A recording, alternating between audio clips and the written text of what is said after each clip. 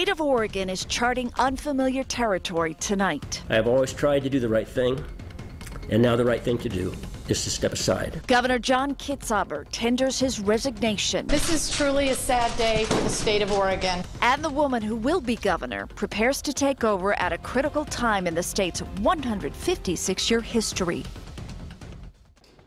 Good evening and welcome to Coin 6 News at 5 o'clock. I'm Ann States. And I'm Dan Tilkin. So how did we get here and what is next? We're covering every angle of this resignation and the next steps coming up.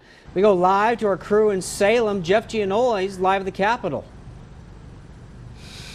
Dan, what a historic day. This day will be remembered, February 13th, 2015, as the day that a sitting Oregon governor resigned because of an ongoing political controversy. And the mood here in Salem, it's turned into business as usual. There's almost a sense of relief. The governor has finally made his decision. Now we can get on with the business of the state and look forward to the new governor, Secretary of State Kate Brown, who will take over next week. I want to bring Ken Body in here with me. Ken, you were inside when that announcement was made, the governor saying he is going to step down. What was the mood? Take us there. Well, as you said, there was a feeling of relief. And also there was anticipation this morning leading up to the announcement because we didn't know when exactly it would come. But it was a lengthy email. That's how the governor did it, as well as an attached audio file that the announcement was made. It was an announcement that many here at the Capitol believed was inevitable. As the Oregon House went about the business of government and citizens ate cake to celebrate Oregon's 156th birthday tomorrow, a horde of reporters from all over the state surrounded the governor's office, waiting for any word of his decision to stay or go. That decision came shortly after noon. I am announcing today that I will resign as governor of the state of Oregon. It is not in my nature to walk away from a job that I have undertaken. It is to stand and fight for the cause. I must also say that it is deeply troubling to me to realize that we have come to a place in the history of this great state of ours where a person can be charged, tried, convicted, and sentenced by the media with no due process and no independent verification of the allegations involved. Nonetheless, I understand that I have become a liability to the very institutions and policies to which I have dedicated my career and indeed my entire adult life. As a former presiding officer, I fully understand the reasons for which I have been asked to resign. Kitzhaber was faced with mounting pressure to resign barely 6 weeks into his unprecedented fourth term as governor. He was dealing with an investigation by the State Ethics Commission, a criminal investigation by the State Attorney General's office, and 2 potential recall efforts. Most of his troubles stemming from his fiancée, Sylvia Hayes, accused of using her relationship with Kitzhaber for paid influence peddling and not reporting more than $100,000 of income from her consulting jobs. And this week, Willamette Week newspaper reported that a Kitzhaber staffer tried to have emails deleted from the state archives, one day before the Attorney General's investigation was announced. Even Republicans were saddened by a sitting governor being forced to resign amid scandal. And for this to turn out the way it has is very sad.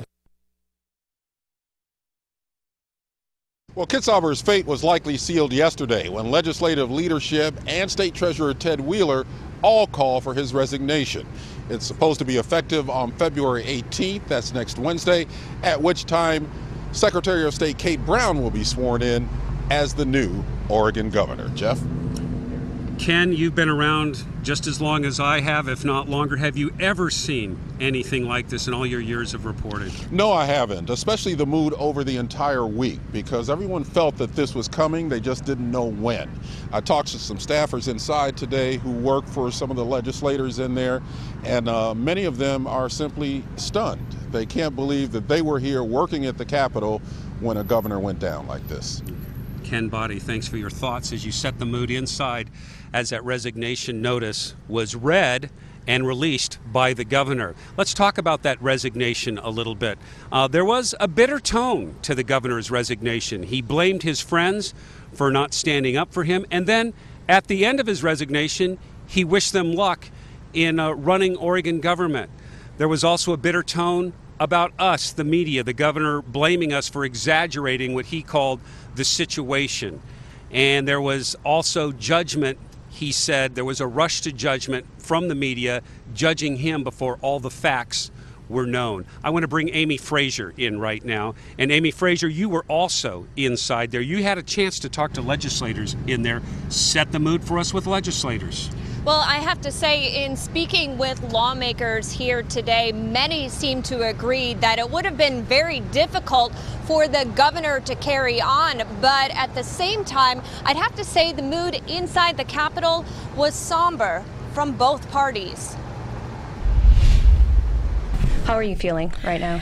It's a very sad day for the entire state of Oregon, for elected officials, for the citizens. We are reeling from this news. And I just want to say that I think nothing that's happened takes away from the legacy of good work that Governor Kitzhaber has done. He's been a leader for our state and for the entire country. Senate Majority Leader Diane Rosenbaum tells me she supports Governor John Kitzhaber's decision to resign. Do you feel like this was the right decision? I think it was his decision. I can't really comment on what he needed to weigh, but I think it had become very difficult to continue, and obviously he came to the same conclusion. I also checked in with House Republican leader Mike McLean. So from my standpoint, I had always given him the latitude to choose when it was time to resign, should he make that decision. And he did, and I respect his decision.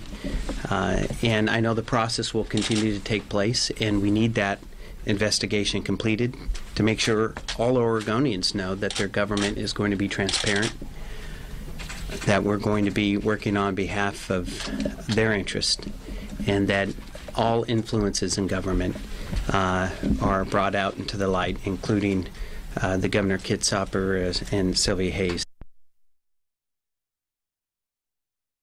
Yeah, so he was really saying that this process, this investigation, really needs to continue, and that Oregonians still need to know the truth. That's something we continue to work on as well. I have to tell you, both those lawmakers tell me they are looking forward to working with Kate Brown. And it's interesting to note that inside an original copy of the Oregon Constitution is now on display in celebration of Oregon's 156th birthday, Valentine's Day, tomorrow. The public is invited to come in and take a look. And we saw a very real-life demonstration of how the Constitution works, our state Constitution today, in a very sad way. Absolutely. But again, people ready to move forward here. Ready to move forward.